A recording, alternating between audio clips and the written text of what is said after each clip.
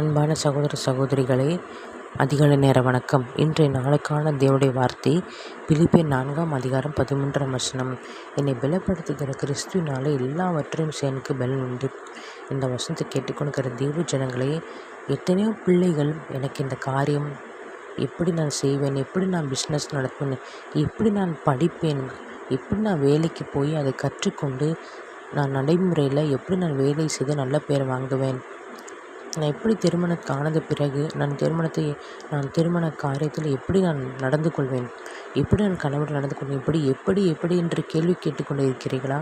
உங்களுக்கு ஞானம் இல்லை என்று நினைக்கிறீர்களா? கர்த்தர் ஞானிகளை வெட்கப்படுத்தும்படி பைத்தியமானதை தெரிந்து கொண்டார். கர்த்தரே ஞானத்தை தருகிறார். அவருடைய கண்களுக்கு முன்பாக மறைவான சிருஷ்டி ஒன்றுமில்லை. கொலோசியர் 2:3 சொல்கிறது, அவருக்குள் ஞானம், அறிவு இவங்களை பொக்கிஷம் அடங்கியிருக்கிறது.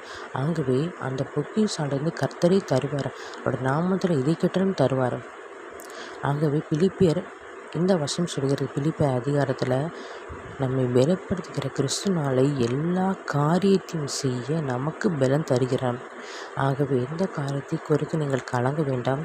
எல்லாம் கர்த்தரிடம் கேட்கும்போது அவர் நேர்த்தியாக செய்து முடிப்பார். ஞானத்தை தருவார். யாரை கொண்டாவது உங்களுக்கு போதிப்பார். உங்களுக்காக நான் ஜெபிக்கிறேன். கர்த்தாவே, ஸ்தோத்திரம் கர்த்தாவே. ஏசப்பா, அநேக பிள்ளைகள் கலங்கி கொண்டிருக்கிறாங்க ராஜா. ஏசப்பா, எனக்கு இது தெரியலே, எப்படி நான் மேற்கொள்வேன், எப்படி நான் சாதிப்பேன், எப்படி நான் வாழ்க்கை துணையோடு வாழ்வேன், இந்த பிரச்சனை எப்படி சமாளிக்கிறது, நாளைக்கு நான் எப்படி சமாளிப்பேன், இப்படி அநேக காரியங்களுக்கு கலங்கி கொண்டிருக்கிற தெய்வ பிள்ளைகளுக்கு இந்த வசனம் சென்று கிரீசும்படி ஜெபிக்கிறேன். நம்முடைய வார்த்தையை அனுப்பி சுகமாக்கினீ தகப்பனே. 100 விலைக்கான வார்த்தை அனுப்பி சுகமாக்குனீங்க. அதுபோல் இந்த வார்த்தை தகப்பனே அநேகோட வாழ்க்கையில் கிரீசும்படி நான் ஜெபிக்கிறேனப்பா. உடைய சமூகத்தில் உடைய நாமத்தில் எதை கட்டும் தருவேன் என்று சொன்னீரேப்பா.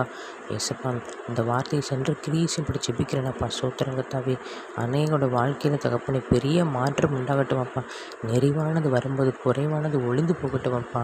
ஏசு நாமத்தை ஜெபிக்கிறேன் பிதாவே. ஆமென்.